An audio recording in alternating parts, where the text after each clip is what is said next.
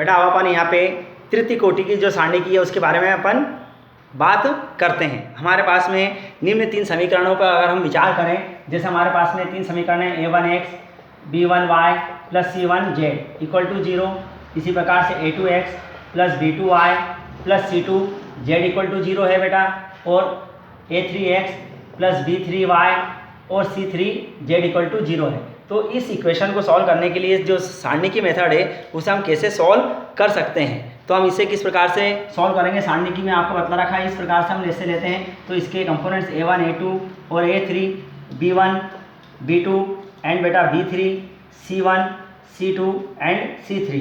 ये क्या होता है, इसकी तृतीय कोटि की सारणी होती है। इसे हम क्या बोलते हैं 3x3, यानी इसमें 3 रो है, 1 2 और ये 3 रो है। इसी प्रकार से इसमें 3 कॉलम है, c1 c2 और c3 कॉलम है। ठीक है, ये 3x3 की कोटि है। a1 b1 c1 a2 b2 c2 a3 b3 c3 इसके कंपोनेंट्स हैं, यानी अवयव होते हैं। ठीक है, अब इस सारणी को हमें हल करना है तो इसमें 3 पंक्तियां और 3 स्तंभ होती हैं। इसी कारण से हम तृतीय कोटि की सारणी की कहते हैं। अब इसमें सारणी की में आपको क्या याद करना है, माइनर्स और कोफैक्टर्स, यानी उप सारणिक और शाखंड को कैसे ज्ञात करते हैं। सबसे पहले क्या आता है, उप सारणिक। अब उप सारणिक यानी माइनर्स, हम यहाँ पे माइनर्स फाइंड करेंगे। तो माइनर्स कैसे फाइंड करते हैं कि इसके जो एलिमेंट्स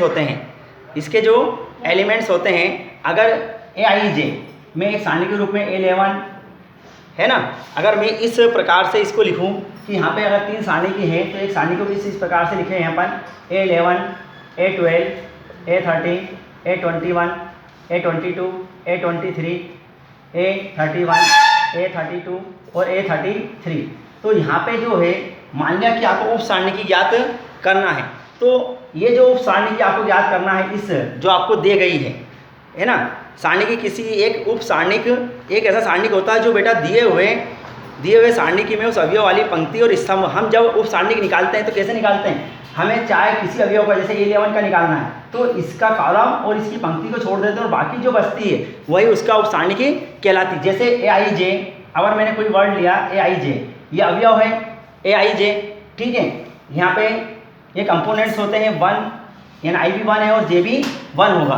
तो इसका उप सारणिक मान लिया mij है। तो अगर हम a11 का उप सारणिक निकालना है, हमें a11 का बेटा उप सारणिक निकालना है, तो हम कैसे निकालेंगे a11 का उप सारणिक। मान लिया कि वो 1 1 है, i भी 1 है और j भी 1 है, इसके जो कंपोनेंट्स 1 है और j भी क्या है आपके पास में 1 है। तो हम यहाँ पे कैसे निकालेंगे उप सारणिक m11 यानी माइनस, इसलिए हम इसे कैपिटल M से डिनोट कर देते हैं। तो क्या होगा कि ये गया, ये देखो ये गया आपके पास में, ये गया है आपकी क्या गई बेटा, ये कॉलम, और ये गई आपकी रो। बचा क्या हमारे पास में a22 a32 a23 और a33। ये क्या हो गया आपका, ये हो गया आपका उप सारणिक, ये क्या हो गया आपका माइनस हो गया, यानी इसका मल्टीप्लाई इसमें करेंगे और इसका मल्टीप्लाई यहाँ पे करेंगे, जो हम इसको आसानी से निकाल सकते हैं। यानी a22 multiply a33 minus a23 into a32 का मल्टीप्लाई इसका आंसर होगा। ठीक है, अब इसी प्रकार से चाहे आप इसे निकालोगे a12 को तो भी हम इसको निकाल सकते हैं, a13 को निकाल सकते हैं, तो इसी प्रकार से हम इसकी उप सारणिक निकाल सकते हैं। अब इसका कोफैक्टर्स निकालना है आपको, इनका यहाँ पे मैं थोड़ा सा रफ करता हूँ, जगह नहीं है, तो आपको कोफैक्टर्स फाइंड करने हैं। सहखंड क्या बोला जाता है उन्हें, सहखंड यानी कोफैक्टर आपको बेटा फाइंड करना है। तो कोफैक्टर हम किस प्रकार से किसी सारणी के हम फाइंड कर सकते हैं, यानी ये ध्यान रखना, आप इसे देखते रहो। इसमें क्या होता है कि जो सारणी की होता है उसके जो भी अवयव होते हैं, जो भी उसके बेटा अवयव होते हैं, उसको उचित चिन्ह के साथ में हम उसका उप सारणी से गुणा करके हम उसको सहखंड निकालते हैं। देखो कैसे निकालेंगे कि अगर हमें निकालना है कि i क्या होता है, i किसका कंपोनेंट्स होता है, पंक्ति का, j स्तंभ का होता है। ठीक है, तो अगर हमें यहाँ पे निकालना है i a j रखा है और i और j का हमें निकालना है, तो हम इसे किस प्रकार से निकालेंगे मेरे प्यारे बच्चों।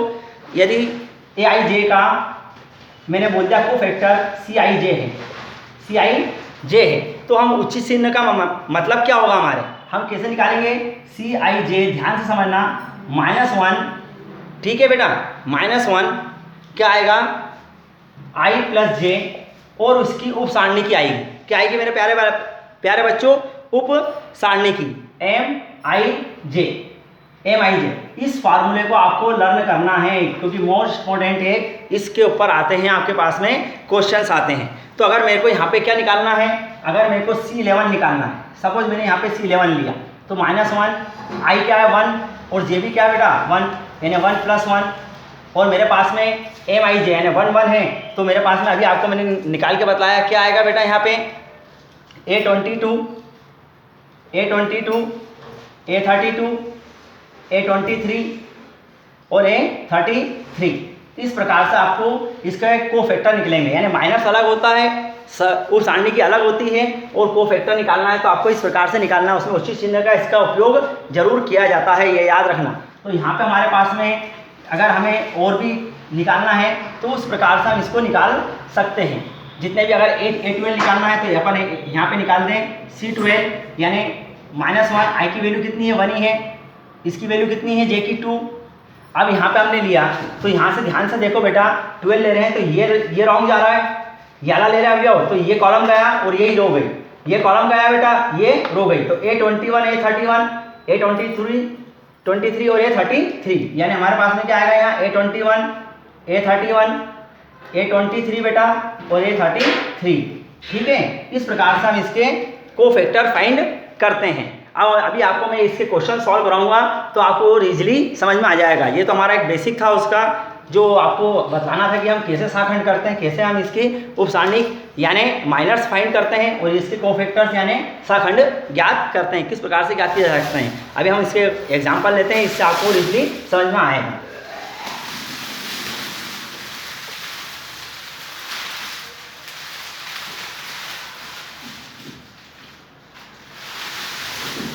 अब जैसे मैंने यहाँ पे लिखा है, एक आपके पास में तृतीय कोटि की सारणी की 1 4 7 2 -5 0 है बेटा, और 3 6 -1 है।